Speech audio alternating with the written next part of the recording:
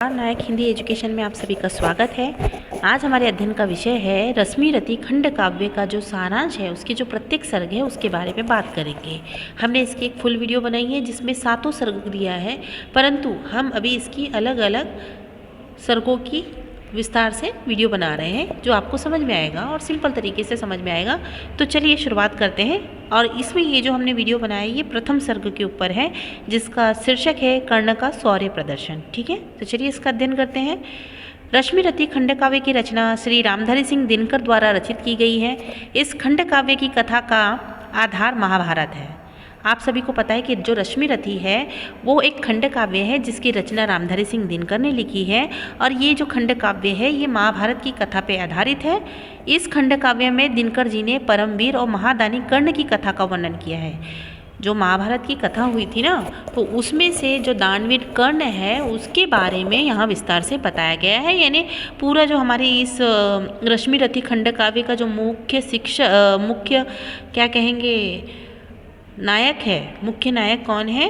कर्ण है। तो उसी का वर्णन किया है, उनके जीवन से संबंधित जो भी घटनाएं घटित हुई हैं तो उसको सर्गों के माध्यम से हमने अध्ययन करने का प्रयास किया है। इस खंड काव्य में प्रत्येक सर्ग के संवादों में नाटकीयता के गुण विद्यमान है। मतलब ये जो खंड काव्य लिखा है ना, उसके प्रत्येक सर्ग में नाटकीय यानी उसको नाटक के रूप में हम प्रेजेंट कर सकते हैं।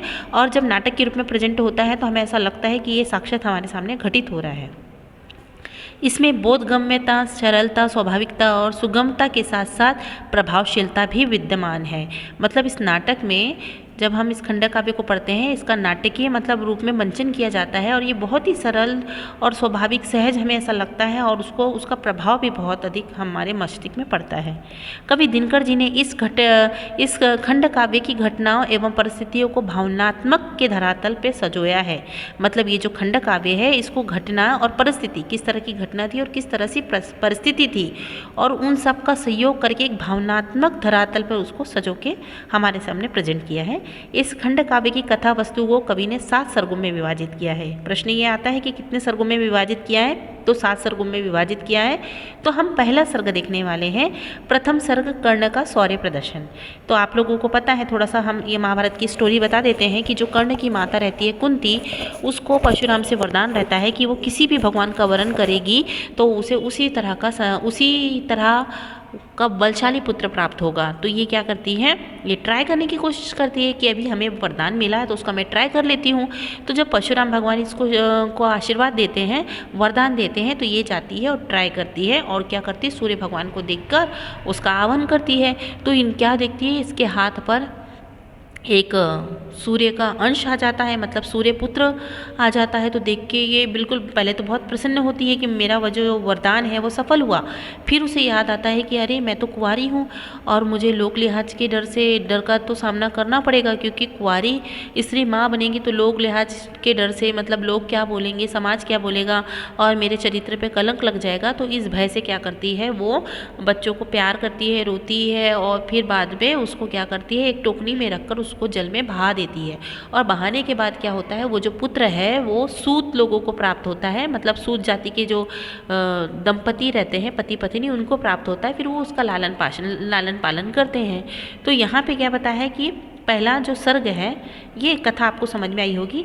अब कर्ण का शौर्य प्रदर्शन। अब जो कर्ण है वो बड़ा हो गया है, बलशाली है, और क्या होता है, बलशाली होने के साथ में बड़ा भी हो रहा है, बलशाली है, और उसमें अलग अलग कौशल्य के जो गुण है वो जन्म जाति गुण है, क्योंकि सूर्य पुत्र है, उनमें अनोखा तेज है, कवच और कुंडल है, और वो कोई भी चीज़ को बहुत आसानी से सीख जाता है।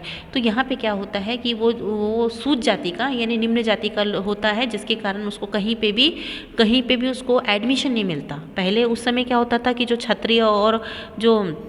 क्षत्रिय और जो राजा महाराजा रहते थे उनके बच्चों को पढ़ने का अधिकार रहता था, परंतु ये निम्न जाति का रहता है, इसको को आश्रम में एडमिशन नहीं मिलता है।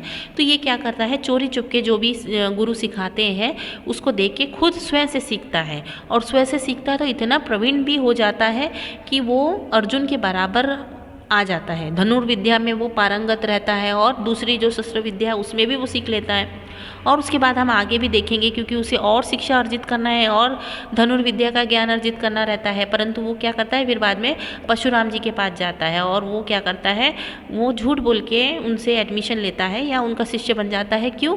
क्योंकि परशुराम जी जो रहते हैं वो प्रतिज्ञा लिए रहते हैं कि मैं किसी भी क्षत्रिय जाति को या क्षत्रिय जाति को किसी को भी मैं धनुर्विद्या या अपना जो शस्त्र ज्ञान नहीं सिखाऊंगा, क्योंकि वो क्या करते हैं, वो अपने ऊपर ही खर्च करते हैं या अपने मतलब दूसरों के विनाश के लिए या अपने स्वार्थ के लिए लड़ते हैं। तो मैं प्रतिज्ञा लेता हूँ कि मैं किसी भी क्षत्रिय को और जो दूसरे हैं उनको मैं नहीं सिखाऊंगा, ऐसा वो प्रण लेते हैं। तो ये क्या बोलता है, झूठ बोल के कि मैं ब्राह्मण हूँ करके ऐसा बोल के वो क्या करते हैं, उनका शिष्य बनते हैं। किसका?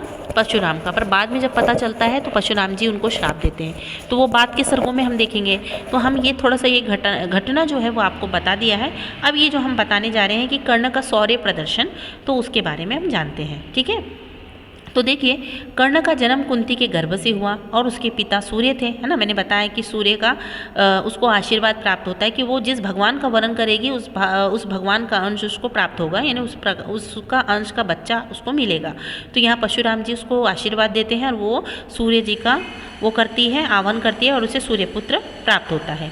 लोकलाज के भय से कुंती ने नवजात शिशु को नदी में बहा दिया, जिसे सूत सारथी ने बचाया और उसे पुत्र के रूप में स्वीकार कर उसका लालन पालन किया। सूत के घर पलकर भी कर्ण महान धुरंधर, सूरवीर, शीलवान, पुरुषार्थी और दानवीर बना। एक दिन द्रोणाचार्य ने कौरव और पांडव राजकुमारों के शस्त्र कौशल का सार्वजनिक प्रदर्शन किया। एक बार क्या होता है कि द्रोणाचार्य जो होते हैं, द्रोणाचार्य वो कौरव और पांडव की जो राजकुमार है उसमें क्या करते हैं कि शस्त्र कौशल है, मतलब शस्त्रों की स्पर्धा लगाते हैं कि कौन इसमें माहिर है और सार्वजनिक प्रदर्शन लगाते हैं। सभी दर्शक अर्जुन की धनुर्विद्या का प्रदर्शन को देखकर आश्चर्यचकित हो जाते हैं, किंतु तभी कर्ण ने सभा में उपस्थित होकर अर्जुन को द्वंद्व युद्ध के लिए ललकारता है। देखिए, कौरव और पांडव का जो शौर्य प्रदर्शन करना है इन लोग को शस्त्र का, ठीक है, तो एक सार्वजनिक प्रदर्शनी लगाते हैं। तो वहाँ पे अर्जुन बहुत अच्छी धनुर्विद्या का प्रदर्शन करता है। तो तभी नहीं क्या, यहाँ पे कर्ण आता है और उसको वो ललकारता है कि नहीं, तुम ये एक अकेले व्यक्ति नहीं हो धनुर्धर, मैं भी हूँ। फिर वो युद्ध के लिए उसको ललकारता है। कृपाचार्य ने कर्ण से उसकी जाति और गोत्र के विषय में पूछा। फिर क्या करते हैं, कृपाचार्य कर्ण से उसकी जाति और गोत्र के बारे में पूछते हैं। इस पर कर्ण ने स्वयं को सूतपुत्र बताता है। तब निम्न जाति का कहकर उसका अपमान किया जाता है। उसे अर्जुन के द्वंद्व युद्ध करने से अयोग्य समझा जाता है कि देखो तुम निम्न जाति के हैं और तुम अर्जुन के साथ कंपटीशन करोगे, अरे तुम तो अयोग्य हो क्योंकि तुम निम्न जाति के हो। तो जाति निम्न है करके उसको रिजेक्ट कर देते हैं। परंतु दुर्योधन कर्ण की वीरता और तेजस्विता से अत्यंत प्रभावित होता है और उसको अंगराज्य का राजा घोषित कर देता है। परंतु वहीं पर क्या होता है, जो दुर्योधन होता है वो क्या करता है, कर्ण का साथ देता है, बोलता है कि नहीं, जाति निम्न हो या निम्न जाति की हो या कोई और जाति की, उससे मेरे को कोई फर्क नहीं पड़ता, लड़का जो है लड़के में योग्यता है। तो वो क्या करता है, उसे अपना मित्र बनाता है और उसको अंग देश का राजा घोषित कर देता है। साथ ही उसे अपना अभिन्न मित्र भी बना लेता है। गुरु द्रोणाचार्य भी कर्ण की वीरता को देखकर चिंतित हो जाते हैं। अब गुरु द्रोणाचार्य को चिंता हो जाती है कि भैया अर्जुन से भी ज़्यादा धनुर्धर विद्या वाला कोई आ गया, तो उसको भी चिंता हो जाती है। और कुंती भी कर्ण के प्रति किए गए बुरे व्यवहार से उदास हो जाती है। बाद में उसे पता चलता है कुंती को कि अरे ये मेरा ही पुत्र है, क्योंकि जब उसका कवच और कुंडल चमकते रहता है ना, तो उसे पता है कि ये सूर्यपुत्र है और सूर्यपुत्र किसका, ये मेरा ही पुत्र है। तो उसे ये बात पता चलती है और बाद में वो उदास हो जाती है। तो इस तरह से जो पहला सर्ग है उसमें यही बताया है कि कर्ण जो है वो निम्न जाति का होता है, किंतु सूरवीर होता है और धनुर्धर होता है। वो हर कला में पारंगत होता है, हर शस्त्र विद्या में वो पारंगत होता है। और क्या होता है कि उसके साथ अन्याय किया जाता है, उसे निम्न जाति का कह के कॉम्पिटिशन से बाहर कर दिया जाता है। और जो यहाँ पे द्रोणाचार्य है वो भी नहीं चाहते कि जो उनका जो प्रिय शिष्य है अर्जुन, उसकी बराबरी कोई आए। ठीक है।